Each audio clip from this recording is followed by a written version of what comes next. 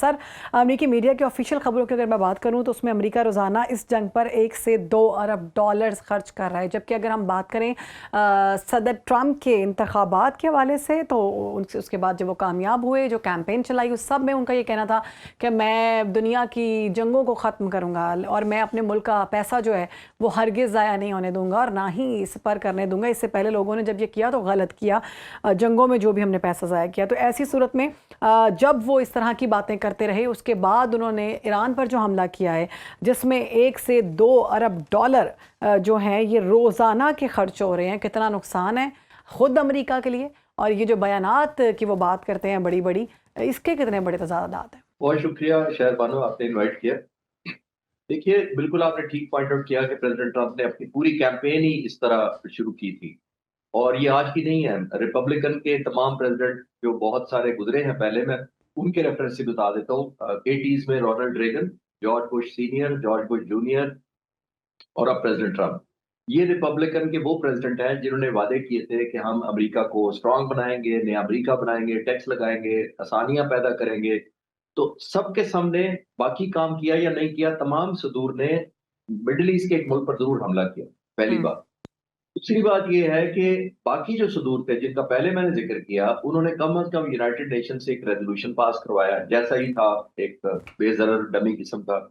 फिर नेटो मुल्कों को इकट्ठा किया और फिर अफगानिस्तान, सीरिया, इराक, लीबिया, इन मुल्कों पर चढ़ दौड़े बारी बारी।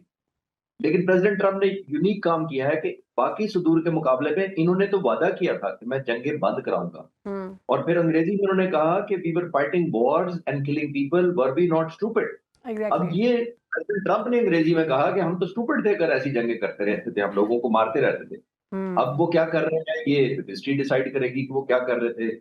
फिर उन्होंने वादे जितने अपनी इलेक्शन में कैंपेन में किए थे, उन्होंने हमला कर भी दिया, लेकिन अब वे फॉरवर्ड नजर नहीं आ रहा। आपने सही कहा कि एम्बेरसमेंट हो रही है, वॉर ऑब्जेक्टिव नहीं अचीव हुए।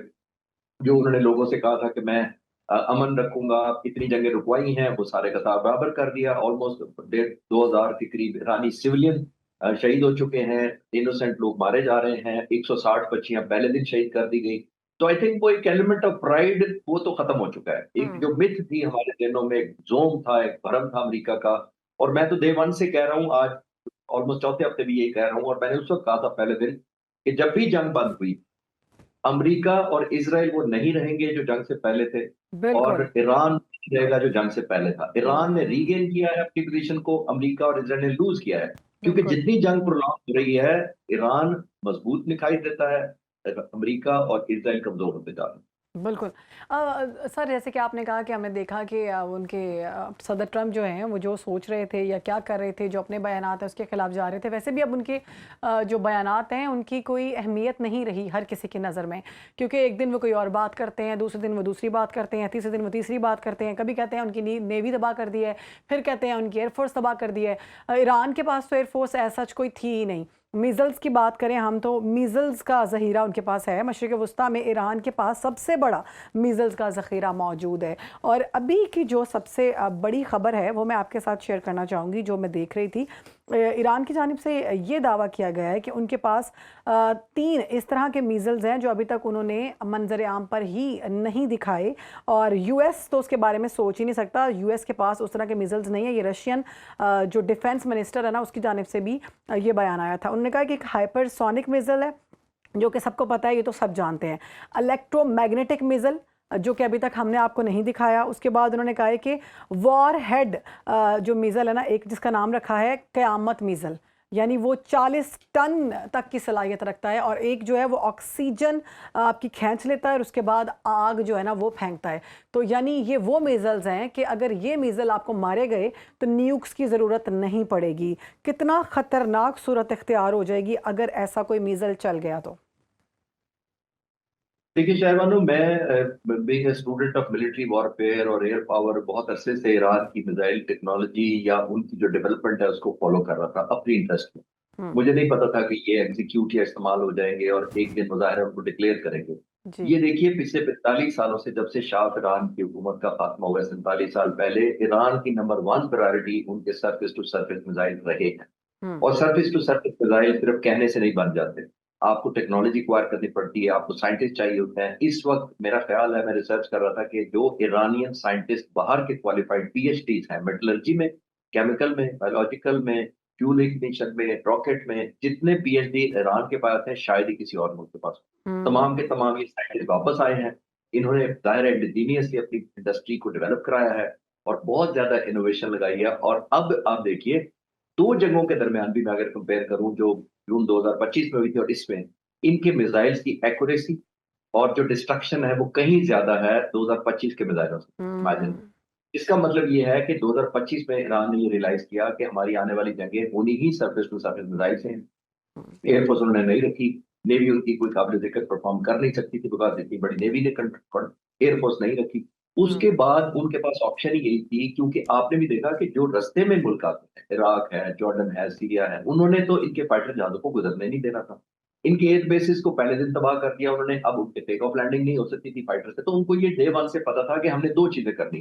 जी। एक, खुद सर्वाइव करना है विद वेपन्स ऑफ कोर्स, तमाम टेक्नोलॉजी जो इतनी अंडरग्राउंड है उसको सर्वाइव कराना है। और दूसरा, उन्होंने जो पेनिट्रेट करना है या हिट बैक करना है वो सरफेस टू सरफेस मिसाइल से करना है, और वही वो कर रहे हैं। अभी तो उन्होंने हाइपरसोनिक जो है सिजील और खैबर शिकन जो किए हैं, वही मार्क 15 तक जाते हैं, जो तकरीबन 17,000 किलोमीटर पर आवर की स्पीड से बनता है। हार्डली 4 से 6 मिनट में वो इसराइल पहुंच जाते हैं। 1500-1600 किलोमीटर का फासला जो तय करते हैं इतनी स्पीड के ऊपर। तो जब वो जी। पहुंचते हैं, एयर डिफेंस सारा नकारा किया हुआ है उन्होंने। पेनिट्रेशन जो वो कर रहे हैं, डिस्ट्रक्शन कर रहे हैं, वो अपनी मर्जी से कर रहे हैं। अब आप देखिए, कहीं भी इसराइल का मुझे नहीं लगता कि बस चल रहा है कि उनको डिस्ट्रैक्शन करके रोके। और जाहिर है एक बहुत ज्यादा प्राइस इसराइल दे रहा है, जिसकी वजह से माहौल ईरान के आग पर बदलता था। बिल्कुल दुरुस्त आपने तजिया किया सर। सर, आप क्या समझते हैं कि जब ये जंग ख़त्म हो जाएगी तो उसके बाद अमेरिका के अंदर और मगरबी दुनिया के अंदर कॉस्टली लेसन ड्रॉ किए जाएंगे, जिसमें ये लिखा जाएगा कि इतनी बड़ी ताकत के साथ ईरान ने किस तरह मुकाबला किया, एसिमेट्रिकल, लो कॉस्ट, लो टेक होने के बावजूद, लेकिन मौसर हिकमत अमली के साथ जो यकजा खड़ा रहा ईरान, और जिस तरह से ईरान दावा कर रहा है कि हम कितने साल तक स्ट्रेट जंग लड़ सकते हैं, ये फिर तारीख में लिखा जाएगा। ये आपका कमेंट भी बहुत अच्छा है और सवाल भी बहुत अच्छा है। वो इसलिए मैं अच्छा कह रहा हूँ कि ये बिल्कुल ये अब न्यू रियलिटी बनती जा रही है। मेरे जैसे जो स्टूडेंट ऑफ एयर पावर हैं वो रियलाइज करते हैं कि आने वाले जंगें bullet to bullet, tank to tank, submarine to submarine, fighter jet to fighter jet नहीं होनी। जिसका हम्म। मतलब है कि इकोनॉमिक एलिमेंट साइड पे हो गया है, कितनी आपने इनोवेशन की है वो मैटर करेगा। कितनी जंग को अपने लिए लो कॉस्ट और दुश्मन के लिए महंगा कर दिया वो काउंट होगा। हम्म। आप ह्यूमन डिपेंडेंसी कम करके इलेक्ट्रॉनिक सेंसर, परसेप्शंस, मीडिया के थ्रू और नैरेटिव बिल्डिंग पर कितना जोर देंगे, इस तरह जंगें लड़ी जाएंगी। मई 2025 की हमारी जंग देख लें, हमारी साइबर कमांड ने जो कुछ किया था, इंडियन सोच भी नहीं सकते। ऐसे वो ही। सोच भी नहीं सकते थे कि उनके grid station, network, train network, airline industry, websites hack हो जाएंगी और उनको पता भी नहीं लगेगा। और उसके बाद उनके फाइटर जेट्स की डिसोरिएंटेशन फाइटर्स की सब तक हो जाएगी थ्रू इलेक्ट्रॉनिक वॉरफेयर, जो हमला करेंगे। पाक फिजाइया ने जो किया, वो एक नई डायमेंशन दी है। और सबसे बढ़कर बात यह है कि वो गया वक्त जब अमेरिका ये समझता था, क्योंकि हमारे पास पैसे ज्यादा है, क्योंकि हम्म। हमारे पास हार्डवेयर मिलिट्री इंडस्ट्री बड़ी है, क्योंकि हम ज्यादा जेट्स और फाइटर्स और हाइपरसोनिक या मिसाइल या पैट्रियट या टोमाहॉक बना सकते हैं, इसलिए हमारी डोमिनेंस कंफर्म है। हम्म। अब ईरान ने साबित किया कि आपके पास हार्डवेयर हो, पैसे हो, इंडस्ट्री हो, पोटेंसी ज्यादा हो, at the end of the day जिसने वॉर को अपने लिए वायबल फाइनेंशियल रखा, अपनी इंडस्ट्री चाहे महंगी ना हो लेकिन पेन कॉज करने के पॉइंट ऑफ व्यू से ज्यादा वायबल कर ली।